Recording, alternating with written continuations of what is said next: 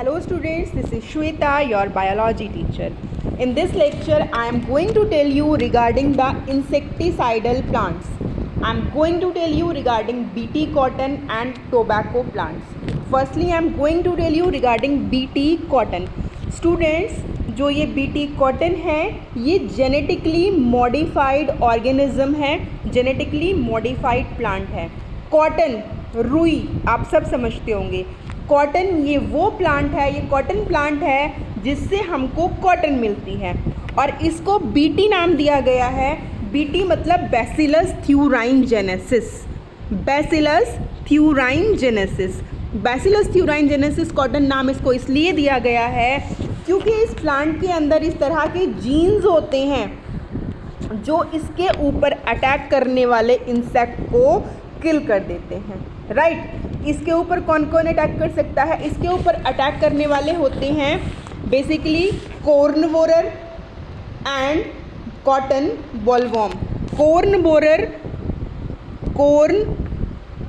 Borer and cotton bollworm basically इसके ऊपर attack करते हैं. और भी बहुत सारी फ्लाइज, मॉस्किटोज़ होते हैं जो कि कॉटन प्लांट के ऊपर अटैक करते हैं. लेकिन जब ये प्लांट जेनेटिकली मॉडिफाइड हो जाता है तो कॉर्न बोरर और बेसिकली जो हमारा कॉर्न बोरर है और कॉटन बॉलवॉर्म है उनका इस प्लांट के ऊपर कोई भी असर नहीं पड़ता. ये उस प्लांट को किल नहीं कर पाते. How? I tell you. Right, जो बैसिलस थ्यूराइनजेनेसिस है बेसिकली सबसे पहले ये समझना ज़रूरी है कि ये बैसिलस थ्यूराइनजेनेसिस होता क्या है. तो ये बैसिलस थ्यूराइनजेनेसिस जो होता है students, this is a bacteria. ये एक बैक्टीरिया होता है जो इस तरह का प्रोटीन प्रोड्यूस करता है जो कि इंसेक्ट्स को किल कर देता है. I am repeating again, bacillus thuringiensis is a bacteria.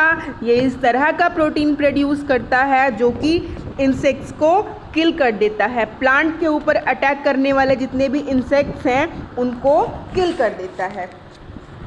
अब आप सोच रहे होंगे ये बैक्टीरिया जो है ये ऐसा प्रोटीन प्रोड्यूस कर रहा है जो दूसरे बैक्टीरियाज को किल कर रहा है, दूसरे माइक्रो ऑर्गेनिजम्स को किल कर रहा है, तो फिर ये इसको किल क्यों नहीं कर रहा है ना? ये क्वेश्चन आ रहा होगा आपके माइंड में. I tell you the answer. क्योंकि जो बैसिलस थ्यूराइनजेनेसिस प्रोटीन प्रोड्यूस कर रहा है बच्चों, that is inactive protoxin. That is inactive protoxin. It is clearly mentioned here. जो बैसिलस थ्यूराइनजेनेसिस प्रोटीन को प्रोड्यूस कर रहा है वो इनएक्टिव फॉर्म होती है. टॉक्सिन तो ये होता है लेकिन ये इनएक्टिव होता है. पर जैसे ही कॉटन प्लांट के ऊपर इंसेक्ट्स बैठते हैं, उसको खाते हैं, तो उनके जो डाइजेस्टिव सिस्टम है उसके अंदर ये टॉक्सिन भी जाएगा. राइट, जैसे ही इंसेक्ट इस इनएक्टिव टॉक्सिन को खाते हैं वैसे ही उनकी बॉडी के अंदर जाते ही एल्केलाइन पीएच होने की वजह से ये एक्टिव हो जाता है और उनकी एपिथेलियल सेल्स के साथ में अटैच हो जाता है. एपिथेलियल सेल्स होती हैं ये डाइजेस्टिव सिस्टम की गट सेल्स की, गट यानी डाइजेस्टिव. राइट, उनके साथ अटैच हो जाता है और पोर्स क्रिएट करना शुरू कर देता है. छेद, उसके डाइजेस्टिव सिस्टम के अंदर छेद क्रिएट करना शुरू कर देता है. उसका लाइसिस कर देता है, ब्रेक डाउन कर देता है. सूजन होनी स्टार्ट हो जाती है, स्वेलिंग स्टार्ट हो जाती है और अल्टीमेटली वो इंसेक्ट मर जाता है, किल हो जाता है. I think you understood it. यहाँ पे दिया हुआ भी है, देखिए कॉटन प्लांट का डायग्राम बिल्कुल क्लियरली यहाँ पे दिया हुआ है. एक चीज़ और मैं आपको बता देती हूँ, जो ये बीटी टॉक्सिन होता है, BT toxin, bacillus thuringiensis toxin, which is produced by which bacteria? It is produced by bacillus thuringiensis bacteria. ये चीज़ आपको याद रखनी है, 1 मार्क में आ जाती है कि बीटी टॉक्सिन किससे प्रोड्यूस होता है, कौन प्रोड्यूस करता है बीटी टॉक्सिन को? तो BT toxin is produced by the bacteria bacillus thuringiensis. और इसके अंदर कौन से प्रोटीन्स होते हैं, कौन से प्रोटीन इसके अंदर कोड करते हैं, ये चीज़ बहुत इंपॉर्टेंट है, बहुत बार फ्रीक्वेंटली एग्जाम से पूछी जाती है. तो इसके अंदर जो प्रोटीन है बच्चों वो प्रोटीन है क्राई. क्या नाम है उस प्रोटीन का? क्राई नाम है. और इस क्राई प्रोटीन के 3 टाइप हैं. Cry 1AC, Cry2AB and Cry1AB। ये अलग अलग वेराइटीज़ हैं जो अलग अलग इंसेक्ट्स को कंट्रोल करती हैं, राइट। तो Cry1AC और Cry2AB, Cry1AC एंड Cry2AB ये कंट्रोल करता है cotton bollworm. Cotton bollworm insect का नाम है जो इस कॉटन प्लांट के ऊपर अटैक करता है, इसको उगने नहीं देता, इसका प्रोडक्शन प्रॉपरली नहीं होने देता। तो इस कॉटन बॉलवॉर्म को मारने वाले जो जीन्स होते हैं वो होते हैं Cry1AC एंड Cry2AB, राइट। और कॉर्न बोरर भी अटैक करता है इसके ऊपर। तो कॉर्न बोरर को किल करने वाला जो जीन होता है वो होता है Cry1AB। कॉर्न बोरर के लिए जीन है Cry1AB, कॉटन बॉलवॉर्म के लिए जो जीन है वो है Cry1AC एंड Cry2AB। ये चीज़ आपको याद रखनी है, 1 मार्क में ये आपसे पूछी जा सकती है और ये क्वेश्चन 2 और 3 मार्क्स में भी आपसे पूछा जा सकता है। यहाँ इससे रिलेटेड बहुत सारे क्वेश्चंस आते हैं कि what is the nature of crystal protein which is produced by the bacteria bacillus thuringiensis, या फिर ये भी हो सकता है why the protein which is produced by bacillus thuringiensis does not kill the bacteria which produces it. मतलब BT जो है ये प्रोटीन उस बैक्टीरिया को क्यों नहीं मारता जिससे ये प्रोड्यूस होता है, राइट। तो आंसर आपको मिल गया, क्योंकि ये इनएक्टिव प्रोटॉक्सिन है। जब ये प्रोड्यूस हो रहा है तब ये इनएक्टिव फॉर्म में होता है, लेकिन जैसे ही ये इंसेक्ट के अंदर जाता है तो एल्केलाइन पीएच होने की वजह से वहाँ पे एक्टिवेट हो जाता है, उसका लाइसिस ब्रेकडाउन शुरू कर देता है, उसका डिग्रेडेशन शुरू कर देता है और उसको मार देता है। और इनके ऊपर जो जीन्स अटैच्ड हैं, जो प्रोटीन्स अटैच्ड हैं, वो मैंने आपको बता दिए। उनके नाम है Cry1AC, Cry2AB और इसके साथ साथ Cry1AB, right. Now we are going to discuss next pest resistant plant, that is tobacco plant. कौन सा प्लांट डिस्कस कर रहे हैं हम यहाँ पे अब? Tobacco plant, right.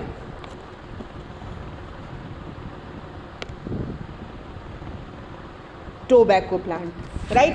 तो सबसे पहले हम ये देखते हैं कि जो पेस्ट रेजिस्टेंट प्लांट है इसका मतलब क्या होता है, ये पेस्ट रेजिस्टेंट चीज़ क्या है। तो स्टूडेंट, जो ये पेस्ट है, पेस्ट होते हैं डिस्ट्रक्टिव इंसेक्ट, ऐसे इंसेक्ट्स जो डिस्ट्रक्शन करते हैं, जो विनाश करते हैं, जो फसलों को ख़त्म करते हैं, right. Paste, destructive insect. Resistant plant, ऐसा प्लांट जिसके ऊपर डिस्ट्रक्टिव इंसेक्ट का कोई भी असर नहीं पड़ता। आई एम रिपीटिंग, ऐसे प्लांट जिनके ऊपर डिस्ट्रक्टिव इंसेक्ट्स का असर नहीं पड़ता उनको बोला जाता है पेस्ट रेजिस्टेंट प्लांट। तो यहाँ पे एग्जाम्पल दिया हुआ है टोबैको प्लांट का। टोबैको प्लांट के ऊपर एक निमेटोडा होता है, निमेटोड होता है। स्टूडेंट्स, जो निमेटोड होते हैं ये मल्टी सेल्यूलर अनसेगमेंटेड इंसेक्ट्स होते हैं। इसका एग्जाम्पल भी मैं आपको बता देती हूँ, जैसे कि राउंड वॉर्म, ठीक है। ये मल्टी सेल्यूलर अनसेगमेंटेड स्ट्रक्चर्स होते हैं। तो निमेटोडा जिसका नाम है मेलेडोजीन इनकॉग्निशिया, ये आपको याद रखना है। मेलेडोजीन इनकॉग्निशिया टोबैको प्लांट की रूट को इन्फेक्ट कर देता है, इनकी रूट पे अटैक कर देता है और रूट पे अटैक करने के बाद ये टोबैको प्लांट के प्रोडक्शन को रिड्यूस कर देता है, उसकी पैदावार को ख़त्म कर देता है। टोबैको प्लांट के ऊपर मिलेडोजाइन इनकॉग्निशिया नाम का निमेटोड अटैक करता है। अटैक करने के बाद ये टोबैको के प्रोडक्शन को रिड्यूस कर देता है, कम कर देता है, ख़त्म कर देता है। लेकिन अब क्या करना है, हम क्या पढ़ रहे हैं? हम पढ़ रहे हैं बायोटेक्नोलॉजी, हम पढ़ रहे हैं genetically modified organisms, genetically modified plants. तो इसको इस तरह से इसके जीन्स को चेंज करना है, टोबैको प्लांट्स के इस तरह से मॉडिफाई करना है कि इसकी पैदावार ज़्यादा हो, राइट। तो इसके लिए कौन सी स्ट्रेटजी अपनाई जाएगी, इसके लिए कौन सी टेक्निक अपनाई जाएगी? इसके लिए जो टेक्निक अपनाई जाएगी उस टेक्निक का नाम है RNA interference technique, that is also known as RNAi technique, right. RNAi, RNA interference technique, इस टेक्निक में क्या होता है, इस टेक्निक में आरएनए को इंटरफेयर किया जा रहा है, आरएनए को इंटरफेयर करा जा रहा है, आरएनए को चेंज करा जा रहा है, आरएनए को मॉडिफाई किया जा रहा है। पर किसके आरएनए को चेंज किया जा रहा है? मिलेडोजीन इनकॉग्निशिया, ये वो निमेटोड है जो टोबैको प्लांट के ऊपर अटैक कर रहा है, उसके प्रोडक्शन को रोक रहा है। तो आरएनए इंटरफेरेंस टेक्निक भी मिलेडोजीन इनकॉग्निशिया के ऊपर अप्लाई की जाएगी। जो आरएनए है, एक आरएनए जो है डीएस आरएनए डबल स्ट्रैंडेड, ये आरएनए जो है ये लैब में प्रिपेयर होगा, सिंथेटिकली लैब के अंदर प्रिपेयर करा जाएगा और फिर इस आरएनए को अप्लाई किया जाएगा मिलेडोजीन इनकॉग्निशिया के ऊपर, इसमें इंट्रोड्यूस किया जाएगा। आई एम रिपीटिंग अगेन, एक आरएनए है, उस आरएनए को लैब में प्रिपेयर करा जाएगा जो कि जस्ट कॉम्प्लीमेंट्री है, किसके आरएनए के? मिलेडोजीन इनकॉग्निशिया के आरएनए के जस्ट कॉम्प्लीमेंट्री है। इसको लैब में प्रिपेयर करा गया, लैब में प्रिपेयर करने के बाद इसको प्लांट के अंदर इंट्रोड्यूस कर दिया गया। जब प्लांट के अंदर इसको इंट्रोड्यूस किया गया तो इसने डीएस आरएनए ने एमआरएनए को कहा चलो भाई हम दोनों मिलके काम करते हैं। तो एमआरएनए डीएस आरएनए के साथ मिल गया और जैसे ही एमआरएनए डीएस आरएनए के साथ मिला वैसे ही इस मिलेडोजीन इनकॉग्निशिया निमेटोड ने उस प्रोटीन को बनाना बंद कर दिया जो प्रोटीन टोबैको की पैदावार को रोक रहा था, जो टोबैको के प्रोडक्शन को ख़त्म कर रहा था, टोबैको के यील्ड को ख़त्म कर रहा था। राइट तो यहाँ पे क्या हुआ, यहाँ पे आरएनए का इंटरफेरेंस हुआ। आरएनए का इंटरफेरेंस कैसे हुआ? डीएस ने इस एमआरएनए को इंटरफेयर कर दिया, चेंज कर दिया, आपस में ये दोनों मिल गए। जैसे ही आपस में मिले इसकी प्रॉपर्टी ख़त्म। ठीक है, ये जो प्रोटीन प्रोड्यूस कर रहा था टोबैको प्लांट को ख़त्म करने के लिए वो प्रॉपर्टी ख़त्म, ये डबल स्ट्रैंडेड आरएनए बन जाता है और डबल स्ट्रैंडेड आरएनए बनने के बाद उस प्रोटीन को प्रोड्यूस ही नहीं करता जो टोबैको प्लांट को नुकसान पहुंचा सकता है, उसको हार्म कर सकता है। तो that technique is known as RNAi, RNA interference technique. अब यहाँ पे बहुत बड़ा एक चैलेंज और आ गया कि इस प्लांट के ऊपर जो टोबैको प्लांट है, टोबैको प्लांट के अंदर कैसे इंट्रोड्यूस करा जाए डीएस आरएनए को, क्योंकि जब डीएस आरएनए को इंट्रोड्यूस किया जाएगा तभी तो ये पेयर अप होगा एमआरएनए के साथ में। तो इंट्रोड्यूस करने के लिए हमने चैप्टर 1 के अंदर पहले भी यहाँ पे पढ़ा था कि वेक्टर्स यूज़ होते हैं। तो यहाँ पे जो वेक्टर्स यूज़ होगा टोबैको प्लांट के लिए वो होगा agrobacterium vector. You have to remember it, its name is agrobacterium vector, क्योंकि ये निमेटोड स्पेसिफिक जीन्स इसके अंदर इंट्रोड्यूस किए जा रहे हैं। पहले ही एग्रोबैक्टीरियम वेक्टर को इंट्रोड्यूस किया गया होस्ट प्लांट के अंदर। होस्ट प्लांट के अंदर जैसे ही ये वेक्टर गया, ये सेल्फ रेप्लिकेटिंग होता है, डीएस आरएनए ने एमएस आरएनए के साथ पेयर अप कर लिया और इसको साइलेंस कर दिया। साइलेंस मतलब जो एमआरएनए था वो साइलेंस हो गया, उसका काम ख़त्म हो गया। राइट, उसने उस प्रोटीन को बनाना ही ख़त्म कर दिया जो कि टोबैको प्लांट को के प्रोडक्शन को, उसकी यील्ड को ख़त्म कर रहा था। यहाँ पे देखिए, यहाँ पे डायग्राम भी आप लोगों को बड़ा क्लियरली दिखाया गया है। अब जो ये प्लांट बन गया है, ये प्लांट हो गया है ट्रांसजेनिक।